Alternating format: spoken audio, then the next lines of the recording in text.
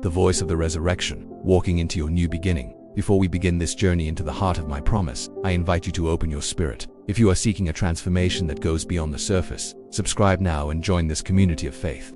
Do not let this word pass you by. Stay with me until the end, for there is a specific revelation waiting for your heart. The whisper in the garden. My child, I know the weight you carry. I see the silent tears shed when the world is quiet and the masks of strength have fallen away.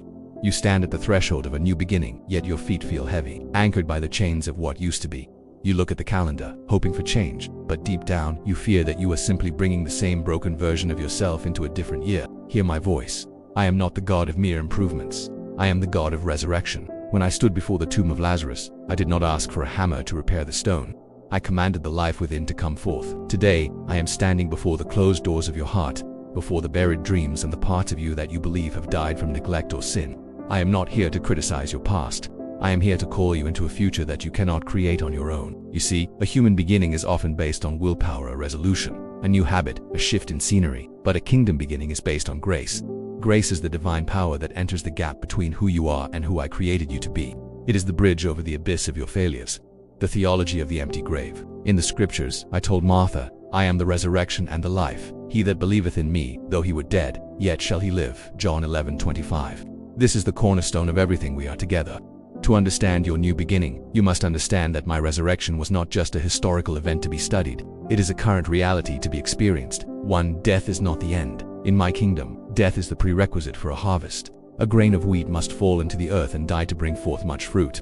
Perhaps the reason you feel like things are ending is that I am preparing a harvest that requires the old seeds of your ego and self-reliance to perish. 2. The stone is already rolled away. Many of you are living as if I am still in the grave. You live in guilt, in should-haves, and in the shadow of condemnation. But the stone was not rolled away so I could get out. I am gut. No stone could hold me. The stone was rolled away so you could look in and see that I am gone, and then walk out into the light. 3. Identity over activity. Your new beginning does not start with what you do for me, but with who you are in me. You are a new creation. The old has passed away. Behold, the new has come.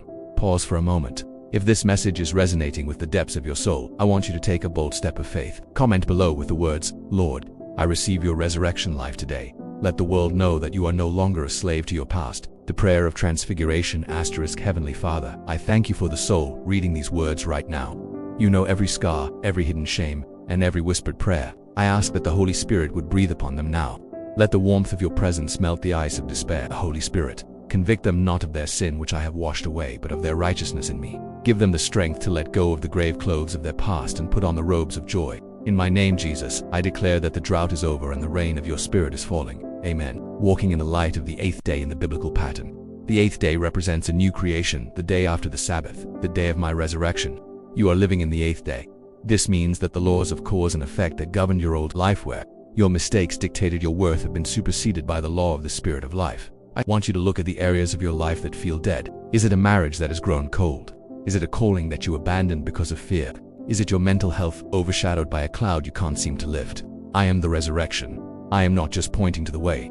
I am the way. When you walk with me, you are walking with the architect of the universe. There is no heart too broken for me to mend, and no life too wasted for me to redeem. Think of Peter. He denied me 3 times. He felt his beginning was over. He went back to his old nets, back to the life he knew before he met me, convinced he had disqualified himself. But did I leave him there? No. I met him on the shore. I didn't give him a lecture, I gave him breakfast and a mission. I restored him not because he was perfect, but because my love is persistent. Your denials, your moments of weakness, your seasons of running away, they do not shock me. I saw them all from the cross, and I chose you anyway.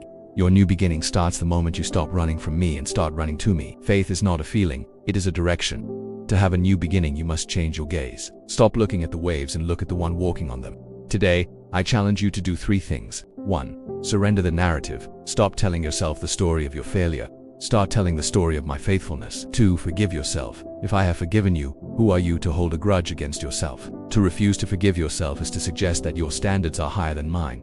Receive my mercy. 3. Step out. Do one thing today that reflects hope rather than fear. Write that letter, start that project, or simply smile at the reflection in the mirror, knowing you are a beloved child of the Most High. The path ahead may have hills and valleys, but the destination is secure.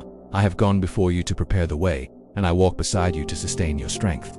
You are not a victim of your circumstances. You are a victor through my blood. Your new horizon, my beloved. The sun is rising on a chapter you haven't read yet. Do not be afraid of the unknown, for I am already there. The grace that saved you is the same grace that will lead you home. As you go about your day, carry this truth in your heart. The tomb is empty, the throne is occupied, and your name is written on the palms of my hands. There is nothing in this world or the next that can pluck you out of my love. If this word has ignited a fire in your heart, don't keep it to yourself. Share this message with 3 people who need to know that their story isn't over. And if you haven't yet, click the follow button to stay connected to the daily bread I have for you. I am with you always, even unto the end of the world. I love you.